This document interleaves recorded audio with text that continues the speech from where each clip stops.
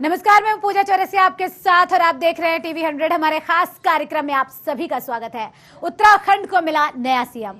जी हां, पुष्कर सिंह धामी उत्तराखंड के नए मुख्यमंत्री होंगे। 11वें सीएम के तौर पर वो आज शपथ लेंगे। पुष्कर सिंह धामी खटीमा से विधायक हैं और तेज तर्रार नेता माने जाते हैं, लेकिन धामी के सामने कई चुनौतियां हैं और नाराज लोगों को शांत करने की बड़ी चुनौती है। चुनौती जनता को समझाने की होगी कि आखिर क्यों 4.5 साल में 3 मुख्यमंत्री दिए गए, और चुनौती विपक्ष के हमलों से पार्टी को बाहर निकालने की होगी, क्योंकि कुंभ में हुए कथित टेस्टिंग फर्जीवाड़े के मामले में विपक्ष चौतरफा गिरता हुआ बीजेपी को नजर आ रहा है। तो वहीं नए सीएम के सामने चुनौतियों का भंडार। अब धामी कैसे सभी चुनौतियों से पार पाते हैं, ये देखने वाली बात होगी। केंद्रीय नेतृत्व और राज्य के नेतृत्व को बहुत बहुत धन्यवाद करूंगा कि हमारा युवा प्रदेश है और आज एक युवा को उसकी कमान सौंपी गई है। मैं भाई पुष्कर धामी जी को बहुत बहुत शुभकामनाएं देता हूं, बधाई देता हूं। उम्मीद करता हूं कि वो अपने युवा जज्बे के साथ, अपने जोश के साथ इस प्रदेश को और आगे ले जाने में अपनी पूरी भूमिका निभाएंगे। निश्चित रूप से माननीय धामी जी को जो आज मुख्यमंत्री के रूप में जो जिम्मेवारी मिली है, इससे पार्टी मजबूत होगी और 2022 में उनके नेतृत्व में और पूरे वरिष्ठ नेताओं को साथ लेकर सरकार बनाएंगे। हमेशा छोटी कोई होती ही नहीं है, चुनौती हमेशा बड़ी होती है और चुनौती को भाजपा स्वीकार करेगी, उस पर विजय प्राप्त करेगी जनता के आशीर्वाद से। धामी जी का सीएम बनना निश्चित रूप से बहुत अच्छा है और उनके नेतृत्व में निश्चित रूप से पार्टी सफल होगी, अच्छा काम करेगी, उत्तराखंड का विकास करेगी। उनको लेकर के हम उनके नेतृत्व में आगे बढ़ेंगे और विजय श्री पाएंगे। अभी गवर्नर के यहाँ जा रहे हैं और उनको हम लोग नेता के रूप में उनको अपनी तरफ से शपथ देने कल फिर आमंत्रित करेंगे, कल के लिए शपथ की और जो समय देंगे। वहीं उत्तराखंड को 11वें सीएम पुष्कर सिंह धामी मिल गए हैं। वहीं नए सीएम के नाम का ऐलान होने के बाद बीजेपी नेताओं में उत्साह है। क्या कुछ बीजेपी नेता सोच रहे हैं, इन तमाम मुद्दों पर टीवी 100 के ब्यूरो चीफ शाहीन चौधरी ने बातचीत की है। उत्तराखंड के 11वें मुख्यमंत्री के तौर पर पुष्कर सिंह धामी के नाम का ऐलान हो गया है और विधायक दल की बैठक भी खत्म हो गई है। विधायकों का आना भी बाहर शुरू हो गया है। हमारे साथ मौजूद हैं राजपुर विधायक खजान दास, उनसे बात करें किस तरह से उनके नाम का ऐलान हुआ। सर, अब औपचारिक ऐलान हो गया है, किस तरह से क्या प्रक्रिया अपनाई गई है? देखिए, विधानमंडल दल की बैठक हुई। विधानमंडल दल की बैठक में जो नाम, एक ही नाम प्रस्तावित हुआ, वो सिर्फ पुष्कर सिंह धामी का नाम आया है। उसी पे सभी ने उसको अपनी सहमति जताई है, सबने समर्थन दिया है। कुल मिलाकर के चुनौतियां भी है, क्योंकि 2022 में चुनाव भी होने हैं, इसलिए कांटों का ताज है। युवा वर्ग है, बहुत बड़ा वर्ग है, 70% उत्तराखंड में युवा रहते हैं, इसलिए युवाओं का साथ उनका बिल्कुल जिस तरह से जो लगाव है, लगनशील है। 3 बार के वो विधायक है, इसलिए मुझे लगता है कि आने वाले समय में उनके नेतृत्व में भारतीय जनता पार्टी जीत करके आएगी और संगठन को साथ में लेकर के उनको चलना होगा। संगठन को साथ लेकर चलना होगा। हमारे साथ किच्छा से विधायक राजेश शुक्ला भी मौजूद है। शुक्ला जी, अब औपचारिक ऐलान कर दिया गया, पुष्कर सिंह धामी मुख्यमंत्री होंगे नए, किस तरह से देखते हैं? अच्छी बात है, युवा हैं और प्रदेश में चूंकि युवाओं का नेतृत्व किया है, छात्र राजनीति से निकल कर आए हैं, पहाड़ और तराई दोनों का उनको अनुभव है, पर्वतीय मूल के हैं, तराई में रहते हैं, तो निश्चित रूप से इसका लाभ पूरे प्रदेश को मिलेगा। लगातार विधायकों का यही कहना है कि वो पहाड़ से आते हैं, तराई के क्षेत्र से आते हैं, युवा है, युवा होने का लाभ जो है उत्तराखंड को मिलेगा। अपने सहयोगी नितिन के साथ मैं शाहीन चौधरी, टीवी 100 देहरादून। उत्तराखंड के 11वें मुख्यमंत्री के तौर पर तो पुष्कर सिंह धामी उत्तराखंड के नए सीएम होंगे, इसका औपचारिक तौर पर ऐलान कर दिया गया है। वहीं विधायक दल का उन्हें नेता चुना गया, जिसके बाद यह ऐलान किया गया कि पुष्कर सिंह धामी उत्तराखंड के नए सीएम होंगे। बता दें कि देर रात तीरथ सिंह रावत ने अपने पद से इस्तीफा दे दिया था, जिसके बाद से नए सीएम की तलाश की जा रही थी और अब वो तलाश पुष्कर सिंह धामी के रूप में पूरी हो गई है। तो उत्तराखंड को नया सीएम मिल गया है। पुष्कर सिंह धामी उत्तराखंड की अब कमान संभालेंगे, लेकिन उनके सामने चुनौतियां कई होंगी। तो कांटों भरे इस ताज की पोशी को लेकर लगातार कई तरह के सवाल भी उठ रहे हैं। उन सवालों का जवाब देना पुष्कर सिंह धामी के सामने एक बड़ी चुनौती होगी।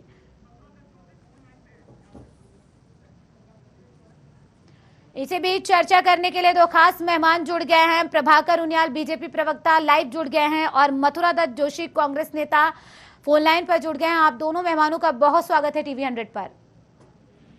सबसे पहले प्रभाकर उनियाल जी, आपसे सवाल, क्योंकि उत्तराखंड को तीसरा यहाँ पर आपकी 4.5 साल की सरकार में तीसरा मुख्यमंत्री मिला है। लेकिन सवाल यहाँ पर यह है कि चुनौतियां कई हैं, उन चुनौतियों का पार पाना 6 महीने में आपको लगता है काफी होगा? जी,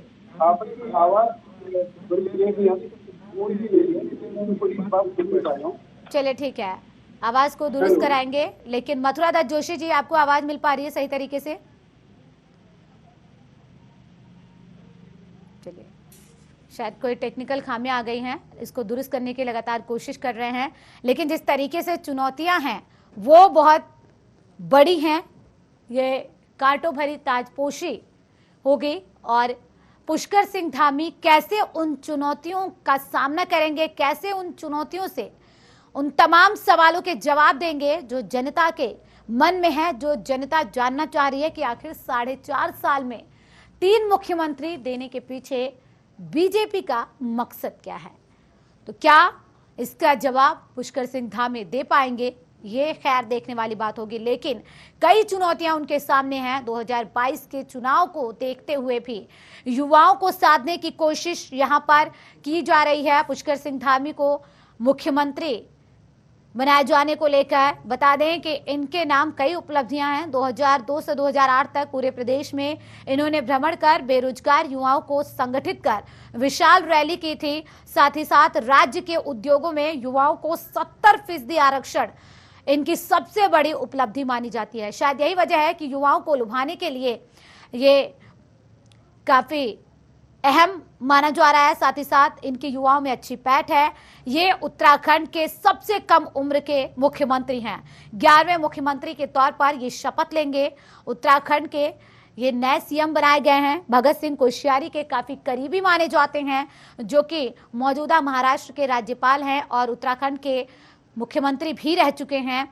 वहीं बता दें कि अगर पुष्कर सिंह धामी की बात करें, 1990 से 1999 के बीच राज्य और राष्ट्रीय स्तर पर एबीवीपी में कई पदों पर यह आसीन रहे और इस दौरान युवाओं को एकत्रित करने, संगठित करने इनका युवाओं में अच्छी खासी पैठ मानी जाती है। अनुभवी सलाहकार भी हैं ये। जब उत्तराखंड राज्य का गठन हुआ था उस दौरान ये पूर्व मुख्यमंत्री के अनुभवी सलाहकार रहे 2002 तक। बता दें कि कुशल नेतृत्व, संघर्षशीलता और अदम्य साहस ये इनकी पहचान के रूप में देखा जाता है। यानी कि एक तेज तर्रार नेता के रूप में इनकी पहचान है। खटिमा में जिस तरीके से यहां से ये विधायक चुने गए, यहाँ की जनता ने इन पर भरोसा जताया था, तो आज यहाँ की जनता के लिए बेहद खुशी की बात है कि उनके विधायक को अब मुख्यमंत्री की कमान सौंपी जा रही है। पुष्कर सिंह धामी के नाम कई उपलब्धियां रही, लेकिन जो सबसे बड़ी उपलब्धि रही वो ये कि राज्य के उद्योग में युवाओं को 70% इन्होंने आरक्षण दिलवाया। तो कई ऐसी उपलब्धियां जो इनके नाम रही। इसी बीच बातचीत करने के लिए कांग्रेस नेता मथुरा दत्त जोशी जुड़ गए हैं। बहुत स्वागत है आपका टीवी 100 पर। मथुरा दत्त जोशी जी, जिस तरीके से 4.5 साल में 3 मुख्यमंत्री बीजेपी की तरफ से दिए गए हैं, जनता असमंजस की स्थिति में है कि आखिर उत्तराखंड में ये चल क्या रहा है।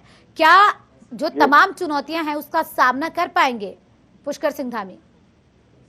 देखिए, सबसे पहले तो आपके लोकप्रिय चैनल के माध्यम से नव निर्वाचित नव मनोनीत मुख्यमंत्री श्री पुष्कर सिंह धामी जी को हम हार्दिक शुभकामनाएं देते हैं, हार्दिक बधाई देते हैं। हमारी शुभकामना है कि वो हर चुनौती से निपटे, क्योंकि तमाम चुनौतियां हैं उनके सामने, इसमें कोई दो राय नहीं। और उन चुनौतियों का सामना करेंगे कैसे, इसको तय करना सबसे पहला काम है उनका जी। और देखिए क्या स्थिति बनती है। अभी तो मुख्यमंत्री जी ने शपथ ली है, शपथ भी नहीं ली है अभी, तो आज शाम 6 बजे तक वो शपथ ग्रहण करेंगे, कल तक शपथ लेंगे। लेकिन हम अभी यही कह सकते हैं कि नए मुख्यमंत्री जी को हमारी शुभकामनाएं हैं। लेकिन भारतीय जनता पार्टी ने निश्चित रूप से प्रचंड बहुमत होने के बावजूद भी बड़ा घिनौना मजाक उत्तराखंड की महान जनता के साथ किया है। 3 मुख्यमंत्री दिए हैं 4 साल के अंतर्काल में, और जिस तरीके की बातें कही गई थी कि अटल जी ने बनाया है, मोदी जी संवारेंगे, इस 4.5 साल में जो स्थिति इस प्रदेश की रही है, यहाँ का नौजवान रोजगार के लिए तड़प रहा है, किसान अपने फसल की दाम के लिए तड़प रहा है, महिलाओं के ऊपर अत्याचार हो रहे हैं, कोई भी एक भी वायदा ऐसा नहीं है कि जिसको पूरा किया हो भारतीय जनता पार्टी ने। अब देखिए, तीसरे मुख्यमंत्री को लाए हैं, नौजवान साथी को लाए हैं, वो कितना काम कर पाते हैं, कितना उनका जो संकल्प पत्र दृष्टि पत्र था उसमें कितना काम कर पाएंगे, ये आने वाला समय बताएगा। लेकिन इतना जरूर मैं एक बात जरूर कहूंगा कि भारतीय जनता पार्टी इस प्रदेश में राजनीतिक अस्थिरता की जननी है। पहले कार्यकाल में जब राज्य बना तब इन्होंने 2 मुख्यमंत्री दिए 2 साल के कार्यकाल में, फिर 5 साल के कार्यकाल में 3 मुख्यमंत्री दिए, अब की बार फिर 5 साल के कार्यकाल में तीसरे मुख्यमंत्री आए हैं। हम समझते हैं कि हो सकता है 2-3 महीने के अंदर एक मुख्यमंत्री और दें, किसी को और दें, ये संभव भी हो सकता है, क्योंकि भाजपा है तो मोदी है तो सब कुछ मुमकिन है वाली कहावत को इन्होंने यहाँ चरितार्थ किया है। लेकिन नए मुख्यमंत्री जी को हमारे नौजवान साथी हैं, मेरे तो जनपद के हैं पिथौरागढ़ के मूल रूप से, मैं निश्चित रूप से उनको अपनी तरफ से, अपनी पार्टी की तरफ से शुभकामनाएं देता हूँ, हार्दिक बधाई। प्रभाकर उनियाल जी, जिस तरीके से ताजपोशी उनकी हो रही है, कांटों भरी ताजपोशी है, चुनौतियां कई हैं, कैसे इन चुनौतियों का सामना करेंगे?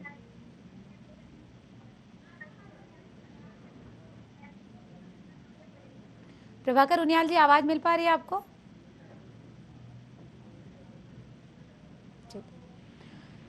जिस तरीके से प्रभाकर उनियाल जी, पुष्कर सिंह धामी को अब उत्तराखंड का नया मुख्यमंत्री बनाने का ऐलान किया गया है, आपको नहीं लगता कि चुनौतियां कई हैं, कैसे इन चुनौतियों का सामना करेंगे? निश्चित रूप से चुनौतियां तो बड़ी हैं, और चुनौतियां मुख्यमंत्री के सामने हमेशा बड़ी होती हैं। और इस जैसे छोटे राज्य में जहां आय के साधन सीमित हैं और बहुत विषम भौगोलिक परिस्थिति है, तो चुनौतियां बहुत बड़ी हैं। लेकिन मैं एक छोटे से उदाहरण से आपको समझा सकता हूं।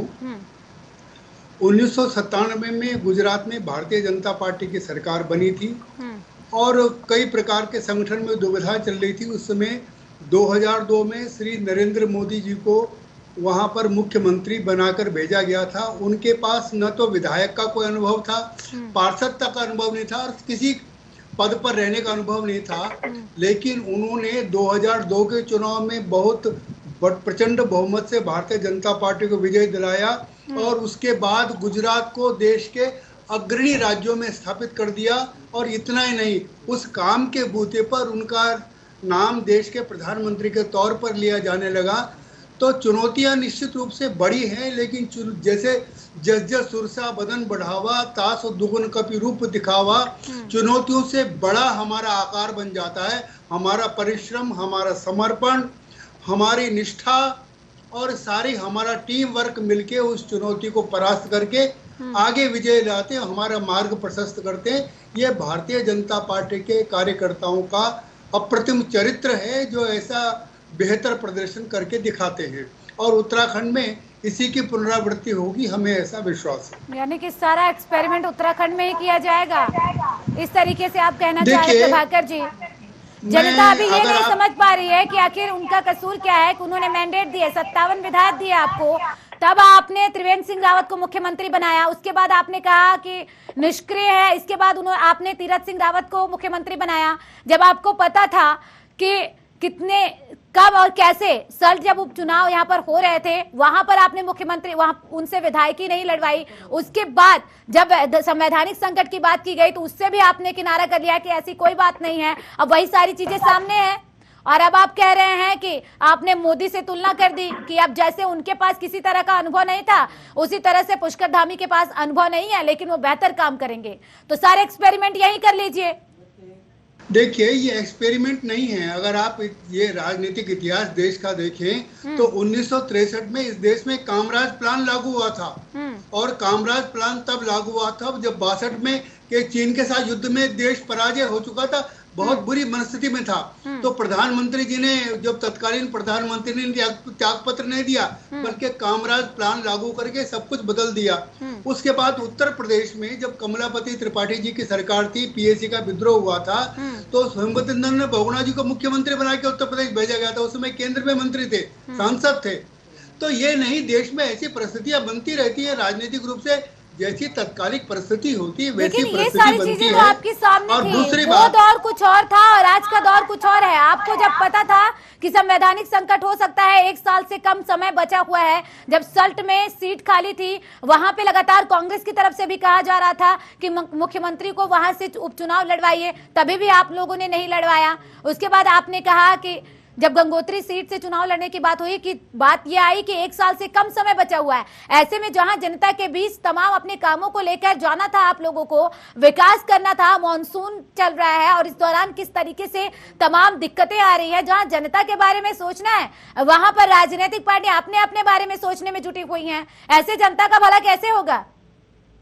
के बारे में सोच रहे हैं। देखिए, जब मुख्यमंत्री तीरथ जी को बनाया था, उस समय 1 वर्ष से अधिक का समय विधानसभा चुनाव में शेष था और ये लगता था कि 6 महीने के अंदर विधायक उनको बनना है, तो 1 साल को देखते हुए लगता था कि ये संभव हो जाएगा। लेकिन उसके बाद जब ये सल्ट विधानसभा का चुनाव हुआ, मुख्यमंत्री जी को और तीरथ जी को कोविड हो गया और उस बारे में नहीं सोच सकते थे चुनाव लड़ने की। उस परिस्थिति में वो चुनाव लड़ने के विषय में नहीं सोचा जा सकता। कोविड के बहुत भयंकर दौर चला था, स्वयं बीमार हो गए थे, अस्पताल में भर्ती रहे। तो उसके बाद जब वो दूसरा चुनाव आया तो ये सब परिस्थितियां उत्पन्न हुई और उन्होंने मन बनाया कि पार्टी ने कि इनको भी इनके नेतृत्व में चुनाव लड़ा जाएगा, इनको उपचुनाव लड़ा जाएगा। लेकिन तब संवैधानिक प्रश्न तब पैदा हुआ कि जो 2 प्रावधान संविधान के वो आ गए और 2 उसके बीच में तो मार्ग था, लेकिन तीसरा जो निर्णय है चुनाव आयोग का कि कोविड के कारण से उपचुनाव या चुनाव नहीं कराए जाएंगे और ये विषय पूरे देश के लिए था, इसको देखते हुए यह परिस्थिति पैदा हुई और उसमें भी भारतीय जनता पार्टी ने कहा कि कोई संवैधानिक परेशानी खड़ी करने के बजाय हमारे पास बहुत अच्छे कार्यकर्ता हैं, किसी दूसरे को दायित्व दे देते हैं। चलिए ठीक है, और वही फिर टीम काम करेगी। टीम सब प्रधानमंत्री की तरफ से वादा किया गया था स्थायी यहाँ पर मुख्यमंत्री देंगे, स्थायी मुख्यमंत्री तो नहीं मिल पाए, 4.5 साल में 3 मुख्यमंत्री। कोई अवधि का मैंने नहीं कहा ना, पहले भी कहा था, अवधि नहीं कहा था, स्थायी कहा था या नहीं कहा था? स्थायी मुख्यमंत्री का मतलब क्या होता है? 2 साल 3 साल ये होता है या पूरे 5 साल? कोई अवधि तय। प्रभाकर जी आपके पास आऊंगी, मैं जवाब लूंगी आपसे। मैं पहले मथुरा जोशी जी जवाब दीजिएगा।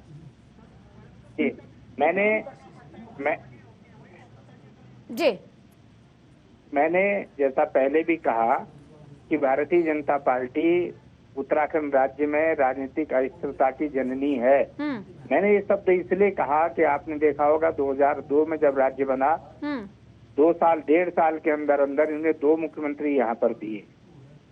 उसके बाद 5 साल पंडित नरेंद्र दत्त तिवारी जी यहाँ मुख्यमंत्री रहे, कांग्रेस की सरकार थी, फिर बीजेपी की सरकार आई, खंडूरी जी को इन्होंने मुख्यमंत्री बनाया, 2 साल में खंडूरी जी को हटाया, फिर निशंक जी को मुख्यमंत्री बनाया, फिर 2 साल में निशंक जी को हटाया, फिर लास्ट के अंतिम वर्ष में इन्होंने कह दिया 11 में खंडूरी है जरूरी का नारा देकर खंडूरी जी को चीफ मिनिस्टर बना के ले आए और खंडूरी जी को ही कोट द्वार से इनके राजनीतिक अंतरकलह से, जो पार्टी का अंतरकलह था, उसी में खंडूरी जी को इन्होंने हरा दिया, धराशायी कर दिया, पटकनी दे दी। आपके सामने है एक बात। दूसरी बात, 2017 में जब इनकी सरकार बनी तो निश्चित रूप से यहीं पर बन्नू ग्राउंड है, वहाँ प्रधानमंत्री जी ने जनसभा को संबोधित किया था और निश्चित रूप से 2-3 बातें वहाँ उन्होंने कही थी और उसमें एक वायदा ये भी किया था कि हम कांग्रेस की तरह बार बार मुख्यमंत्री नहीं बदलेंगे और इस प्रदेश को में एक स्थायी मुख्यमंत्री देंगे और 5 साल वाला मुख्यमंत्री देंगे। तो आपने देखा कि 5 साल में 3 मुख्यमंत्री दिए। ठीक है, राजनीति में कभी कभी मजबूरियां होती हैं, कभी कभी मुख्यमंत्री बदलने पड़ते हैं। मैं इसमें कहीं बहुत ज्यादा हार्ड एंड फास्ट नहीं रहता हूं, मैं मानता हूं करना पड़ता है। लेकिन तीरथ सिंह रावत जी को जब मुख्यमंत्री बना के लाए, एक सांसद उदय, इनको पता था कि सांसद है, इनको पता था कि संविधान ये कहता है, इनको पता था कि चुनाव आयोग ये कहता है और इनकी सरकार इनके मंत्रियों को, इनके सारे नेताओं को बता कि लोक प्रतिनिधित्व कानून 1951 की धारा 151A ये कहती है, सब कुछ मालूम था। लेकिन तीरथ सिंह रावत के साथ और उत्तराखंड की जनता के साथ इन्होंने बहुत बड़ा घिनौना मजाक किया है, बहुत बड़ी भद्दा मजाक किया है। निश्चित रूप से उत्तराखंड की जनता इसका जवाब 2022 में आने वाले चुनाव में इनको देगी। और अब चुनौतियों की बात है, देखिए ना क्या मजाक आप करते हैं। ये देखिए, तीरथ सिंह रावत तो एक बहाना है, ममता पे निशाना है। ममता बनर्जी को ये देखना नहीं चाहते, इनकी आंख की किरकिरी ममता बनर्जी बनी हुई है, क्योंकि इनको पता है कि ममता बनर्जी ने पूरी भारतीय जनता पार्टी की सत्ता को चुनौती देने का काम किया, हनक को चुनौती देने का काम किया, मोदी के घमंड को। लेकिन उत्तराखंड में तो ममता बनर्जी नहीं है ना, यहाँ पर तो टीएमसी नहीं है। नहीं, मेरी जरा एक मिनट बात, एक सेकंड की बात सुन लीजिए, मैं जो कह रहा हूँ। क्योंकि केंद्र की सरकार में मैं वकील होने के नाते कुछ चीजें मुझे जानकारी है और राजनीतिक अनुभव के आधार पर कह रहा हूँ कि केंद्र की सरकार जो 96 का संशोधन है, 1 साल से कम पीरियड होने पर विधानसभा में उपचुनाव नहीं होगा किसी भी राज्य में, विधानसभा क्षेत्रों में, तो उसको केंद्र की सरकार संशोधित कर सकती थी। उसमें कैबिनेट से भी कर सकते थे, ऑर्डिनेंस भी ला सकते थे। अभी 1 महीने के बाद ये पार्लियामेंट बुला रहे हैं, 1 महीने बाद या 15 दिन के बाद मेरे ख्याल से 18 जुलाई से पार्लियामेंट का सेशन हो रहा है। ये किसी न किसी तरीके से ला सकते थे, लेकिन इस समय तो ममता इनके आगे दिख रही है कि ममता कहीं मेंबर बन के ना जाए और विधायक का चुनाव न लड़े। ये कोविड का बहाना बना रहे। मेरे मित्र अभी बड़े अच्छे मित्र मेरे हैं, उनियाल जी, कोविड का बहाना। अरे भाई लोगों, क्या बात आप लोग करते हैं। अगर कोविड ही था तो सल्ट का चुनाव क्यों हुआ? पूरा सल्ट का चुनाव कोविड काल में हुआ। पूरी पश्चिम बंगाल का चुनाव, केरला का चुनाव, तमिलनाडु का चुनाव, अन्य राज्यों का चुनाव पूरा कोविड काल में हुआ। लेकिन कहीं कोविड काल नहीं। इसीलिए तो जनता भ्रम में है कि आखिर चल क्या रहा है उत्तराखंड में, हो क्या रहा है। जब उन्होंने मैंडेट दिया कि अब बीजेपी, उन्होंने ऐतिहासिक फैसला लिया, ऐसा कभी नहीं हुआ उत्तराखंड के इतिहास में। इसके बावजूद इस तरीके से 3 मुख्यमंत्रियों का आना, वाकई में जिस तरीके से आरोप लग रहे हैं, उनियाल जी आप क्या इन आरोपों से इनकार कर सकते हैं? आप ये बताइए, 6 महीने का वक्त है, क्या 6 महीने में वो विकास के आयाम गढ़ लिए जाएंगे जिनकी बातें की जा रही हैं? हमारे जो विद्वान मित्र हैं जोशी जी, ये चेन्नई उच्च न्यायालय के एक जो निर्देश है, जो उसकी टिप्पणी है, उसको मैं इनको याद दिला दूं। चुनाव आयोग के विषय में उन्होंने कहा कि इन पर हत्या का मुकदमा चलना चाहिए।